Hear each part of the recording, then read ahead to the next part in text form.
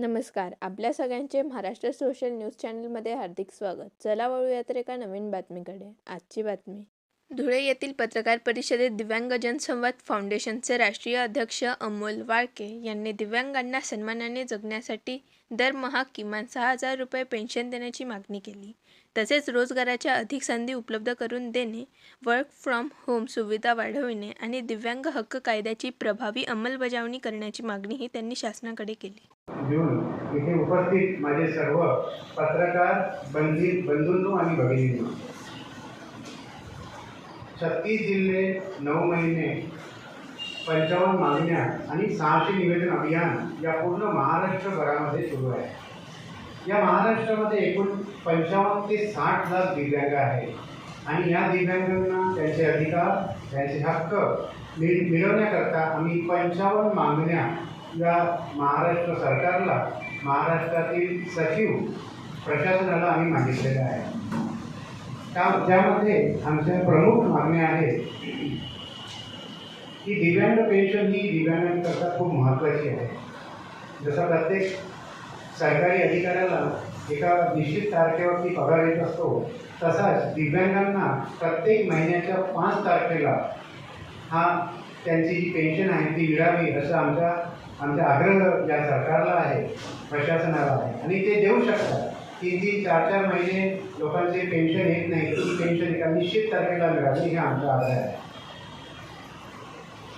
आज 2,500 रुपयामध्ये कुठलीही 2,500 रुपयामध्ये काहीही भागत नाही, तुम्हालाही मिळत आहे. तर ही जी महिन्याची पेन्शन 2,500 रुपये आहे ती किमान 6,000 रुपये करावी अशी आमची या 55 निवेदनामध्ये मागणी आहे. आज प्रत्येक शहरामध्ये, प्रत्येक जिल्ह्यामध्ये चौक आहे, स्क्वेअर आहे. या चौकात दिव्यांगांना 6x6चे स्टॉल उपलब्ध करून द्यावे, जेणेकरून शेकडो दिव्यांग तुमच्या शहरातील कामाला लागतील अशी ही आमची मागणी आहे. आज प्रत्येक दिव्यांग हा नाही किमान तो 8वी-10वी शिकलेला आहे आणि तो जर 4थी शिकला असला तरी आज प्रत्येक दिव्यांगाकडे अँड्रॉइड फोन आहे. या अँड्रॉइड फोनचा जो वापर आहे दिव्यांग हे रील्स पाहण्यात करतात. परंतु जर वर्क फ्रॉम होम जिल्हाधिकारी धुळे यांनी ही संकल्पना जर विचारात घेतली तर 1,000 दिव्यांगांना, किमान 1,000 दिव्यांगांना वर्क फ्रॉम होम दिला जाऊ शकतो. ही आमची मागणी आहे की 1,000 दिव्यांगांना कमीत कमी धुळेमधले 1,000 लोकांना वर्क फ्रॉम होमचा जॉब द्यावा. त्यातल्या दिव्यांगांना इन्शुरन्स नाही आहे, तर कमीत कमी 15 लाख रुपयाचा इन्शुरन्स आणि निशुल्क इलाज दिव्यांगांच्या व्हावा अशी ही आमची मागणी आहे.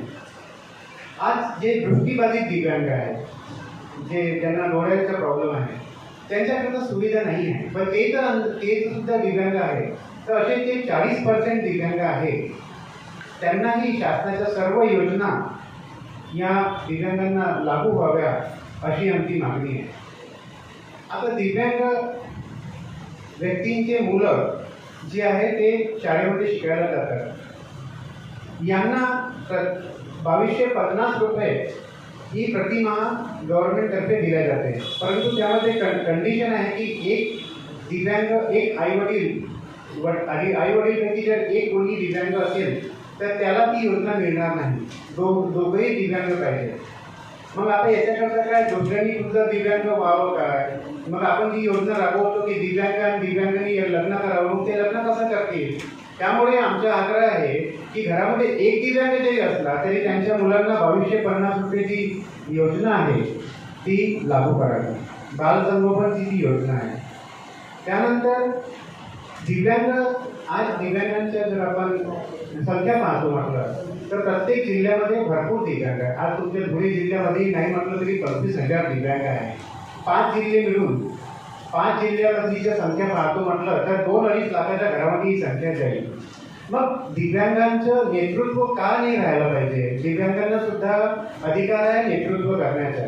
दिव्यांगांचे विषय दिव्यांग ठरवतील. दिव्यांग मंत्रालयामध्ये सुद्धा दिव्यांग मंत्री राहायला पाहिजे, दिव्यांग स्टाफ राहायला पाहिजे. परंतु आता तसं नाही आहे. दिव्यांग मंत्री कोणी वेगळे आहे, स्टाफ सक्षम आहे. आमचं असं म्हणणं आहे की शासनाने कमीत कमी 6% आरक्षण जे आहे ते दिव्यांगांना राजकीय आरक्षण द्यायला पाहिजे. अशा आम्ही जवळपास 55 मागण्या इथे घेऊन आलेलो आहोत. आज बघा, आपण शिक्षणाला खूप महत्त्व देत असतो. तर दिव्यांग जर शिकला आणि तो ग्रॅज्युएट झाला तर त्या ग्रॅज्युएट होण्याचा त्याला काहीच फायदा नाही आहे.